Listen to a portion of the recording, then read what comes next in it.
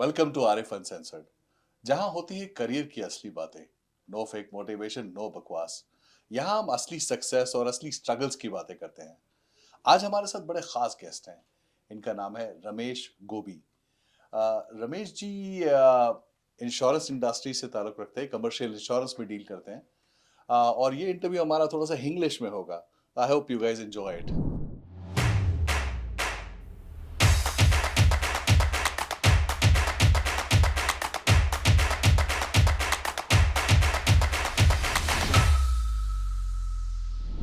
Ramesh ji, welcome to Arif uncensored. Thank you.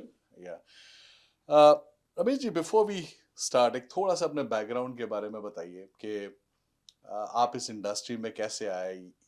इस industry में ऐसे क्या था जिसने आपको अट्रैक्ट किया? Acha.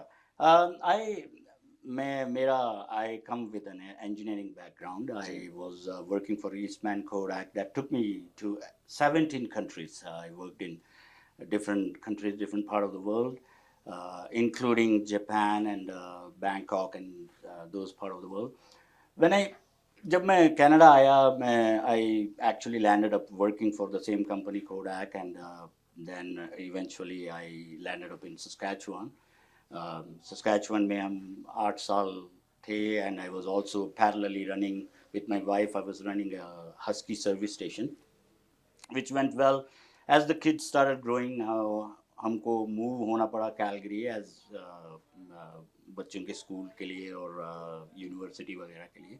So when we moved here, I was looking for an opportunity. I was thinking what to do because I was back in Regina, Saskatchewan. I was operating a gas station. तो यहाँ पे आके मैंने पहले तो I was just looking for something, I joined a company with my engineering background. It was basically a small company supplying chemical to dishwashing machines and the laundry machines. So with my technical background, I was working with a team of 8 technicians and all. Uh, that's when I somehow landed up with some documents on my desk. There was a commercial agent who walked in and he was discussing the insurance with us, and it intrigued my interest. And when I looked at the document, the premiums were pretty attractive, and Yeah. so I got into some discussion. And after he left, I did a little bit of research because it was a time in 2018 when things were going down, and I could feel that the company is going to be sold.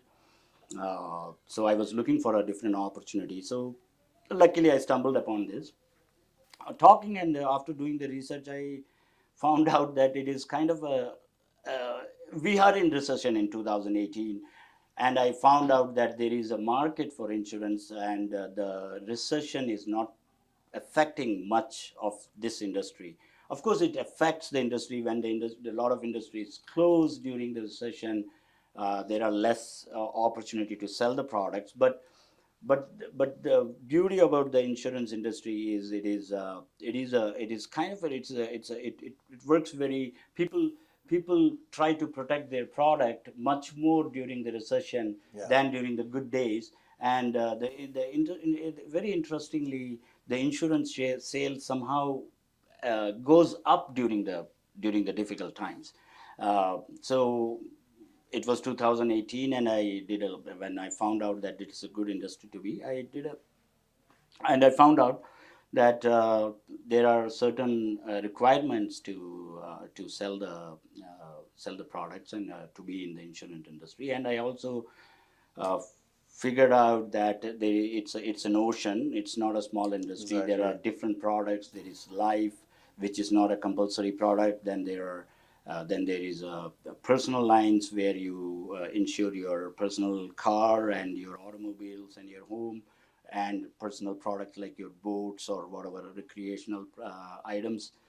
Uh, then you have the bigger ones, that is the commercial side of the business, where you are insuring industries, retails, and I guess this restaurants. is what you specialize in, That is right? where जैसे I आप okay, specialize. Yeah, तो आप basically commercial insurance में ज़्यादा exactly. Yeah, deal करते हैं, I okay? deal with commercial insurance. Yeah. Not ज़्यादा. I prefer commercial insurance, but when my customers who get commercial insurance from me ask for their personal coverage is when I offer them. Yeah, या basically. Excellent. तो जैसे आपने rightly बताया कि it's a big industry and you know lot of things comes under this, right? Correct. तो अब commercial industry में अगर किसी को आना है, because this whole objective for us to have this uncensored episodes are to kind of target the newcomers, और जो इमिग्रेंट्स हैं या जो यहाँ पे एग्जिस्टिंग लोग हैं वो इस इंडस्ट्री में आना चाहते हैं, तो उनके लिए एक थोड़ा सा आप बताएं कि उनकी एजुकेशन रिक्वायरमेंट, कोई स्पेसिफिक कोर्स चाहिए, और कैसे इस इंडस्ट्री को शुरू करें? कोई इसमें भी, जैसे रियलिटी में मैंने सुना था कि आपको पहले Correct. किसी के अंडर होना पड़ेगा, तो एक ब्रीफली एक हाँ. इसके बारे में थोड़ा सा गाइड कीजिए प्लीज। तो मैं आपको ये बता दूं कि अगर yes there is an educational requirement. अगर मैं कर सकता हूं, कोई भी कर सकता है. तो it is basically there is something called Alberta Level 1, but every province has its own certification. Okay There is every province regulates its own industry, insurance industry, and it has its own certifications. तो इसमें कोई आसान और मुश्किल ऐसा है? मुश्किल आसान कुछ नहीं है. It's all It's a kind of very same. very yeah. The first level 1 is pretty easy, pretty straightforward. अगर आपको general knowledge है तो आप विदाउट स्टडी भी पास कर सकते हैं. इन माय ओपिनियन, अगर आपको जनरली थोड़ा सा फाइनेंस या इकोनॉमिक्स या फिर how the industry, how the insurance work, what is a coverage, अगर थोड़ा सा आइडिया है तो आप पास हो सकते हैं. अगर नहीं भी है, if you are new to Canada, मेरे हिसाब से आप 30 days आप एक बुक ले लीजिए. The course is not, I mean there are lot of institution, smaller institution that sell online courses from $250 to $500 or $75 for the exam. होता है every Friday there is an तो इसमें एग्जाम. कोई institute में जाने की जरूरत नहीं है, आप यस, बुक खरीद लें, then you- बुक ना ऑनलाइन कोर्स कर लीजिए. ओके और एग्जाम देने के लिए मेरे ख्याल से आजकल प्रॉक्टरिंग है, ओके मगर there is a centre here downtown में आप जाके एग्जाम दे सकते हैं. और 2 घंटे का एग्जाम होता है. Okay And it's about $75. I Okay. think 70 or 80% is a pass mark. Most of the people, generally कहा जाता है कि 30-35% पास होते थे, but अभी from 2020 they have made the course a little more easier for people to follow. Okay So the pass rate has actually increased. So I would encourage any newcomer to give it a thought. Yeah. Okay Yeah. And what is the next step? अब जैसे मैं गया, मैंने एक course की book खरीद ली और मैंने एग्जाम भी दे दिया, हाँ जी. so now I am certified or I have to do something Exactly. else? So what happens is when you write the exam, if you pass the exam, you still do not have a certification. The Okay. certification has to be sponsored by a company. So basically, this is how it works. If you want to work as a broker, or if you on commission. But normally, I would suggest when you get, after you pass the exam, there are a lot of insurance companies and brokerages, bigger brokerages, who would hire you. The level 1 certification is there is a requirement. When you just complete level 1 certification, आपको manager के नीचे काम करना पड़ेगा. Under the authority of a manager आपको काम करना पड़ेगा. आपको अगर मैनेजर के परमिशन के बिना अगर आपको अकेले ड्यूटीज परफॉर्म करना है, और without the overlook of the manager, आपको लेवल 2 एग्जाम देना पड़ेगा. And there is no time gap required Okay. between level 1 and level 2. You can give immediately. level 1 ऐसा है कि level 1 फेल होने पे सेकेंड अटेम्प्ट दे सकते हैं 1 महीने के बाद. And then I think you can give a third attempt, but if you fail the third attempt, you have to get a 1-year gap before you give the exam. So Okay. my suggestion is level 1 is very easy. Make sure you prepare yourself well. आपका level 1 निकल जाएगा तो आपको job immediate मिल जाएगा. In the sense, like it is definitely I have to recorrect myself. Immediate job के लिए आप qualify हो जाएंगे. Job मिलना नहीं मिलना, it's on you Okay. to apply and Yeah. timing and all. But you will be qualified to get a job, and the company that hires you will have to sponsor the certificate. But Okay. you are passed. you are qualified to have a certification, but the certification has to be sponsored by the company that you work for. Okay. Level 2 के बाद आप without कोई manager के नीचे आप काम कर सकते हैं, which will allow you to Practice grow, individual. practice personal lines, which will also get you some idea about commercial lines of business. Commercial is very huge because every operation, to just give a smaller example for our audience or our listeners, to cite an example quickly, a restaurant, the operation of a restaurant is quite different from a trucking company. The risk involved in a trucking company is totally different from a risk involved in a restaurant. The restaurant has a fire, and there is a fire risk.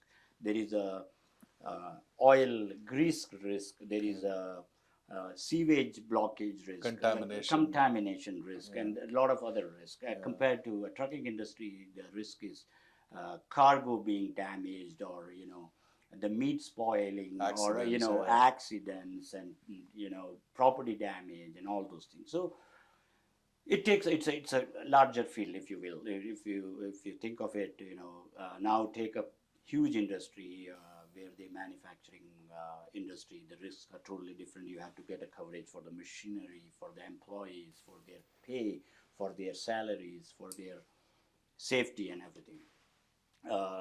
Farming, if you take, it's a totally different operation.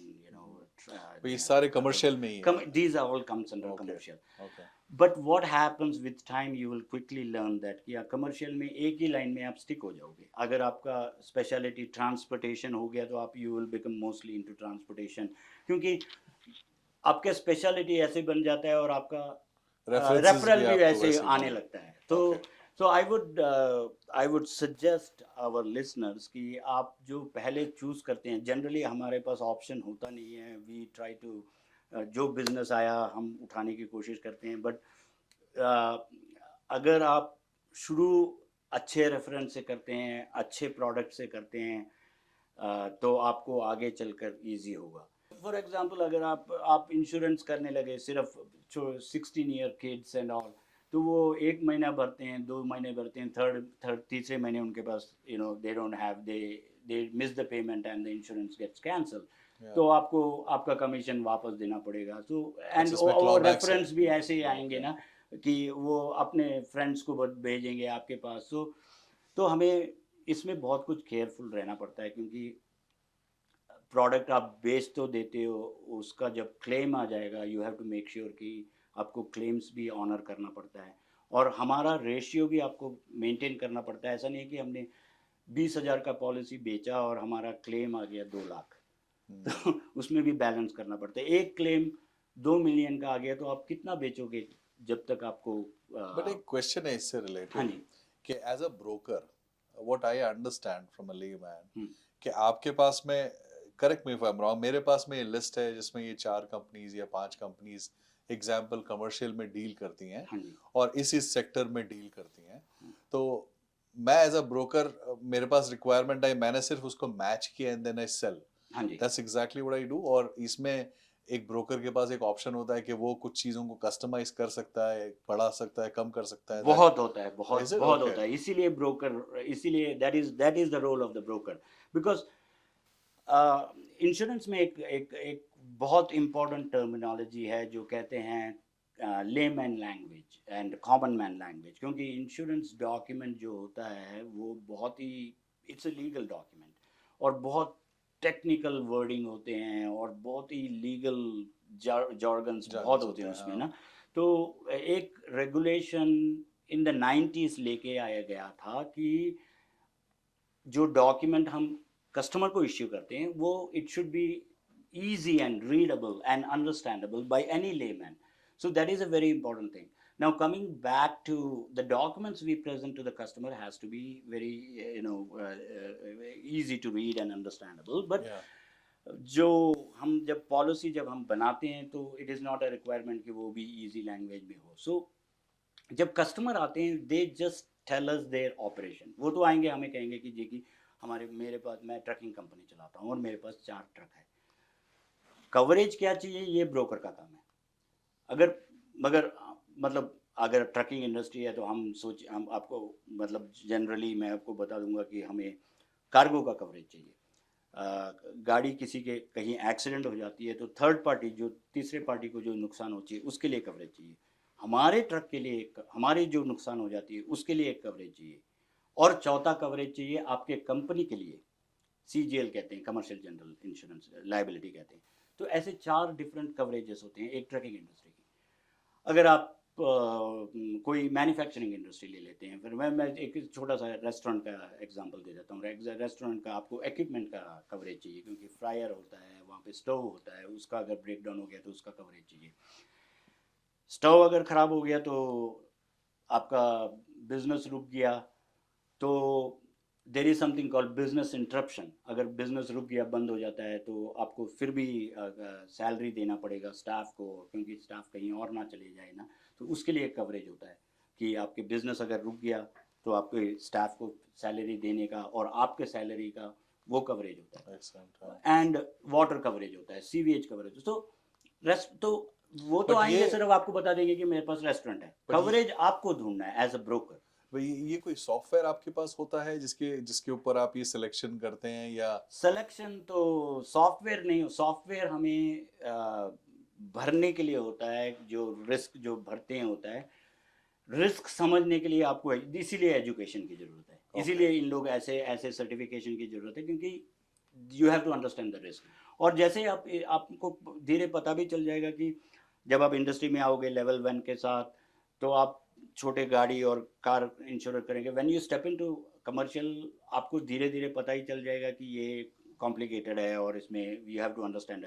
तो then you will start researching, खुद ही करने लगोगे कि कहाँ है। Then you will find out some courses, then there are a lot of courses you can upgrade. Okay The top level of insurance you can go up to any. After level 2 there is something called a level 3. That is only required if you want a brokerage to have a agency, complete agency. Otherwise, as a if you want to work as an independent broker or as an employee, level 2 is good enough. Enough okay However, if you really want to upgrade yourself and knowledgeable, if you want to be knowledgeable and go to a chartered level, there is something called a chartered insurance professional, CIP. That is the ultimate post. of the course. Of course, you can go beyond that. There is an advanced chartered CIP, ACIP, and then there is a fellowship. However, CIP is with the advantage of CIP is when you complete CIP, you do not need any special Alberta license or Ontario license, or because it is all over Canada. You can work all over Canada, and I now understand that it is recognized by UK, it is recognized in Ireland, it is recognized in US. So CIP is almost it is recognized all over the what Western about world. Level 1 से आप पूरे Canada में practice नहीं level कर 1 सकते से आपको नहीं सिर्फ अल्बर्टा में आप सिर्फ practice- अल्बर्टा में ओके सिर्फ तो अल्बर्टा। अगर मैंने लेवल 1 लिया है तो कमर्शियल इंश्योरेंस सिर्फ मैं अल्बर्टा में ले सकता हूँ लेवल 1 में आप कमर्शियल शुरू तो कर सकते हो, मगर मैनेजर के नीचे करना पड़ेगा, तो ठीक आपको फ्रीडम रुकेगा। तो मिलेगा, लेवल आई वुड रिकमेंड कि कोई भी अगर कमर्शियल करना चाहते हैं तो लेवल 2 कर लीजिए। ओके लेवल 2 के बाद और आपको लेवल 2 फिर में आप अक्रॉस कनाडा प्रैक्टिस कर सकते हैं कि नहीं, वो भी सिर्फ अल्बर्टा में आप ओके प्रैक्टिस ओके करते हैं सिर्फ। अच्छा नेक्स्ट जो इम्पोर्टेंट है इंडस्ट्री काफी वाइड है काफी प्रोस्पेक्टिव है हाँ जी। अब इसमें लोग पैसे कैसे कमाते हैं आई मीन इफ अगर किसी को अपना घर चलाना है कोई फुल टाइम करना चाहे हाँ जी। तो इसमें कमीशन स्ट्रक्चर होता है या आप जैसे कह रहे हैं कि शुरू में ब्रोकर के अंडर काम करना पड़ता है या वो सैलराइड होते हैं या हाँ। वो कमीशन बेस पे होते हैं तो कितनी अप्रोक्सीमेट इसमें इनकम काफ़ी जनरेट कर सकते लेवल अगर लेवल वन मैं आपको जनरली आपको इंश्योरेंस इंडस्ट्री में ऐसा नहीं है कि आपको कमीशन में ही काम करना पड़ेगा, that you have to sell a product. Insurance industry is a big industry. इसमें अंडर राइटर्स होते हैं, इसमें एडजस्टर्स होते हैं जो आपके लॉस को एडजस्ट करते हैं और क्लेम्स को आपके ऑनर करते हैं। जैसे आप इंश्योरेंस शुरू होता है एक ब्रोकर से, क्योंकि ब्रोकर कहता है कि ब्रोकर के पास आता है कि ये मेरा रिस्क है, इसे मुझे कवरेज चाहिए। तो ब्रोकर रिस्क को समझता है, रिस्क को स्टडी करता है, क्या क्या कवरेज चाहिए, वो लेके अंडर राइटर के पास जाता है। So under writer is another person, that is a job. Underwriter will analyze the risk, calculate the risk, he will calculate the premium. He has certain actuarial calculations उनके पास होते हैं, वो स्ट्रक्चर्स लगा के they calculate the premium, they send it to us, हम broker के पास फिर आता है, फिर then broker sells it to the Customer. to the customer. Now if the customer has a claim down the line, कहीं उनका कुछ नुकसान हो गया या ट्रक का एक्सीडेंट हो गया, तो there is another job, the claims adjuster comes in. So there are a lot of opportunities in this But industry. then if you do level 1, can you then later on move to a Exactly. underwriter or whatever you want, or then you'll have to only stick to selling? Claims is for claims level 1 works. Level 1 is the same exam for claims and a brokerage. For underwriter you do not need an exam, so you can get an underwriter job without much of an experience. If you have a financial background, a little bit of, if you have economics or whatever the requirement is, do not need a license, a certification as such for underwriter. Now, coming back to your question about level 1, not necessarily you have to start as a broker, as a commission. There are a lot of jobs. There are a lot of companies, that brokerages and companies that hire you as a salaried, but they give you a target that you have to sell so many policies and so and so. So not all the jobs are commission based, but to answer your question, अगर आपको, if that is the way you want to go, आपको खुद का एक business बनाना है, तो आप brokerage किसी ब्रोकरेज या किसी ब्रोकरेज, बड़े ब्रोकरेज को ज्वाइन करना पड़ेगा. उनके पास आपको कमीशन बेसिस में you start building your own book. Okay. तो और क्या रेशो होता है अप्रोक्सीमेटली, हाँ, क्या परसेंटेज तो होता है? उसमें आपको अगर आप जनरली अगर आप सैलरी में शुरू करते हैं लेवल 1 के बाद, तो आपको एनीवेयर आज के रेट में 50 to 55 is the minimum, right? You know, not bad compared to it's not a minimum wage job, it is not an entry level job, because you know, as we know that आजकल 15 या 17 dollar जो भी है, ये कुछ 20-25 में शुरू होता है. So which is again, you know, for a newcomer it is very the exams are not very tough, it is a good stepping stone. तो 50-50 में शुरू होता है. As you go to level 2, if you are level 2, then you are somewhere around 65 to 70. Wow, okay. Okay, that is how the pay is, and there are a lot of jobs where you do not have to work under as a commission agent, because you can there will be a lot of brokers who are selling the products, and you have to maintain their books. You need level 2 even to look after the books, or to even to quote. There are a lot of companies that will hire you just to keep quoting. Oh, right? Send quote. Okay? It's a number game. You send 100 quotes, you get 10 successful customers. So there are a lot of other jobs that you can get. But here is here is what it is. Like level 1 gets you about 50 to 55. You start level 2 can anywhere from 65 to 70. Excellent. सो आपने काफ़ी interesting information बताई level 1, level 2 के बारे में, और आगे क्या क्या इसमें प्रॉस्पेक्ट्स हैं. कमीशन स्ट्रक्चर के बारे में आपने काफ़ी एक समराइज बताया कि अगर एक लेवल 1 पे है तो एक एवरेज 50-55,000 की रेंज है. अगर लेवल 2 है तो 60 से 70,000 की अप्रोक्सीमेट रेंज है, which is definitely a great start somebody who wants to get into this. Now the next thing is, अभी आजकल आप देख रहे हैं कि AI का ट्रेंड है, and so many new things which is coming up. अब ये एक सवाल हर एक के दिमाग में हमेशा रहता है कि इस इंडस्ट्री का या कोई भी इंडस्ट्री का फ्यूचर प्रोस्पेक्ट क्या है. जो कुछ नया हो रहा है इससे कोई ये इम्पैक्ट करेगा, या ये इंडस्ट्री खत्म हो जाएगी या बेहतर होगी, या फिर ये AI जो है या नए टूल्स हैं ये कोई नए वैल्यू ऐड करेंगे. So what do you have to say on this? होगा जरूर होगा. ये तो सर हमने 30s से देखा है, डर्टी 30s. हाँ, जब इंडस्ट्रियलाइज हो गया था, लोग डर रहे थे कि क्या होगा. जॉब बढ़ता है. जब इंडस्ट्री नहीं थी, जब मशीनरी आ गई, टेक्नोलॉजी बढ़ गया, टेक्नोलॉजी सीखने के लिए स्कूल बढ़ गए, पॉलीटेक्निक खुल गए, मशीन को रिपेयर करने के लिए एक ट्रेड बन गया, तो this increases job. So yes, there is a scare. Of course trucking industry में सब सोचते कि कल अगर सेल्फ ड्राइविंग ट्रक आ गया तो क्या करेंगे. उसका भी कुछ रोल होगा. जो ट्रक चला रहे हैं वो कुछ और करेंगे, या फिर अपने आप को अपग्रेड करेंगे. या अगर आप हम to focus your question towards our industry is going to be affected. In fact, शुरू हो गया. पर्सनल लाइंस मैं आज तक आपको लाइसेंस सर्टिफिकेशन चाहिए. मुझे लगता है फ्यूचर में भी सर्टिफिकेशन चाहिए, क्योंकि इसमें फाइनेंशियल इंटरेस्ट है लोगों का, और ये फाइनेंशियल इंडस्ट्री है, तो इसमें एथिक्स की बहुत इम्पोर्टेंट रोल होता है. तो सर्टिफिकेशन का रोल तो होना ही होना है, और सर्टिफिकेशन कहीं जाने नहीं वाला है.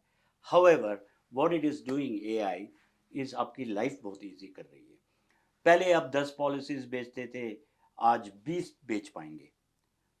ये इंश्योरेंस इंडस्ट्री भी समझती है, तो वो आपकी कमीशन भी कम कर देंगे. Actually, सही बात. तो yes, technology is here, technology will help. Commercial lines में काफ़ी दूर है, क्योंकि कमर्शियल लाइंस आप एआई को लेके जाके किसी फैक्ट्री में या फिर रेस्टोरेंट के अंदर नहीं ले जा सकते आज तक, मगर वो भी आएगी. मुझे लगता है कि एक कैमरा घुमाने पे आपको रिस्क समझ में आ जाएगा. टाइम है, होगा, मगर yes it is getting there. मगर हमारे हिसाब से मैं being with an electronic and engineering background, I like it, क्योंकि it is making my life easier. और काफ़ी चीज़ें जो पहले, जैसे आपने पूछा था क्वेश्चन कि आपके पास सॉफ्टवेयर होता है क्या रिस्क समझने के लिए, AI is very good at that. आप इंडस्ट्री दे दो, एआई अपने आप रिस्क असेस करता है, तो आपका वहाँ पे लाइफ कम हो गया. थोड़ा पढ़ाई भी कम करना पड़ेगा. अच्छी बात है. तो मगर yes it is there to help. हमें डरना नहीं चाहिए. मुझे नहीं लगता है कि हमें एआई से डरना चाहिए. कुछ भी, कोई भी एक नई टेक्नोलॉजी और any new industry, I think, in my opinion, is only there to make your life easy. Excellent, excellent. And I keep my mind open to it. Yeah. तो मुझे लगता है कि सबको अपना, you have to keep your mind open. Yeah. बहुत बढ़िया. Words of good motivation finally. Because हर एक आदमी ये से आजकल डरा हुआ है. अच्छा, एक बात बताइए. It's definitely a little odd question, not really related to the topic, but यहाँ पे दो बड़ी कंपनीज हैं जो नेटवर्क मार्केटिंग में इन्वॉल्व हैं. तो when I was kind of fixing your meeting, मुझे लोगों ने कहा कि यार ये तो शायद उन्हीं इंडस्ट्री से जुड़ा हुआ है, और ये काफ़ी लोग कंफ्यूज होते हैं कि वो इंश्योरेंस पूरा कर रहे हैं या जो आप कर रहे हैं जनरल इंश्योरेंस या जो कमर्शियल इंश्योरेंस है, उसमें कोई फ़र्क है. तो एक ब्रीफली 1-2 मिनट का अगर आप इसके बारे में बता दें. तो मुझे लगता है I think you are talking about industries like life insurance. एक प्रोडक्ट है जहाँ पे काफ़ी कंपनी है, जो WFC, world financial, and I think there is something Primerica है. ये लाइफ इंश्योरेंस का प्रोडक्ट बेचते हैं, और लाइफ बेचते हैं, एंड मेडिकल कवरेज वगैरह बेचते हैं, हेल्थ इंश्योरेंस बेचते हैं. इनके प्रोडक्ट का कोई it is a good product. कहीं प्रोडक्ट ख़राब वगैरह कुछ नहीं है. Product it is a product, it is आपके. बट इसमें रेगुलेशन, मतलब इसमें कंपल्सरी नहीं है, because it is a product that you want to buy. You can buy it if you need it, और it is your choice. But whereas with commercial insurance, अगर एक company खोलना है तो आपको कमर्शियल CGL तो चाहिए ही चाहिए. अगर रेडियो स्टेशन खोला है तो आपको CGL रखना ही चाहिए, क्योंकि अगर मैं आगे अंदर स्लिप होके गिर गया, आपका लाइबिलिटी है. इतना तो क्यों, पर्सनल लाइंस आप ले लेते हैं. जैसे मैंने आपको कहा कि लेवल 1 करने के बाद पर्सनल लाइंस में आ सकते हैं. वो भी एक कंपलसरी प्रोडक्ट है. आपको गाड़ी अगर चलाना है तो आपको इंश्योरेंस चाहिए ही. आपको घर लेना है तो इंश्योरेंस चाहिए. घर कैश डाउन करके लेते हैं तो इंश्योरेंस नहीं चाहिए, क्योंकि बैंक नहीं मांगेगी. अगर मॉर्गेज लोगे तो बैंक को उसके प्रोडक्ट बचानी है, तो आपको इंश्योरेंस चाहिए. So this is a compulsory product. हमारी जो लाइन में मैं कह रहा हूँ लेवल 1 और लेवल 2, ये प्रोडक्ट्स कंपलसरी है. गवर्नमेंट रेगुलेटेड, गवर्नमेंट की कंडीशंस है ये प्रोडक्ट. वेयर एज जो लाइफ इंश्योरेंस है उसमें कंपल्सन नहीं है, क्योंकि आपको अगर आपके फैमिली को प्रोटेक्ट करना है तो it is your choice. Perfect. Yeah. No, there is no compulsion. So these are the company. It's a different product. It's a different exam. That is not level 1. It's a different exam. You have to give a life insurance course. There are 4 different exams for that. I do hold that license too. Okay. However, that is not my area of Expertise, yeah. Yeah. Any words of advice for whoever is watching us, audience के लिए कुछ बोलना चाहेंगे before we end this?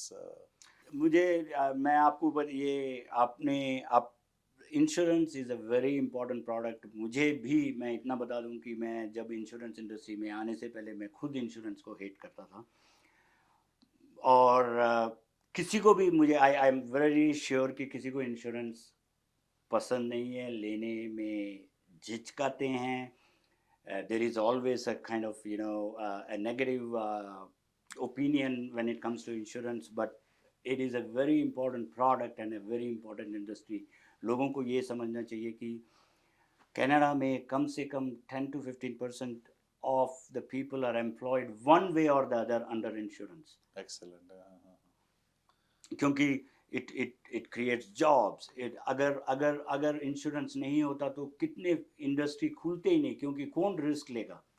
सही बात है ना। कोई भी आप बिजनेस शुरू करने से पहले अगर इंश्योरेंस नहीं होता तो सब डरेंगे कि हमारे पैसे कहाँ जाएंगे। अगर जो न्यू कमर्स हैं या जो इस इंडस्ट्री में न्यू कमर्स हैं वो आपको कांटेक्ट करना चाहें या आपके अंडर परफॉर्म करना चाहें आफ्टर गिविंग लेवल 1 और level 2 exam, so I open to that, हम आपका नंबर, आपकी डिटेल शेयर कर सकते हैं? बिल्कुल बिल्कुल, I will be more than happy to guide them, I will be more than happy to help them. Job के right now, I may be, there may be a position coming up in the next couple of months. If the timing is right, yes, I can help them in procuring a job.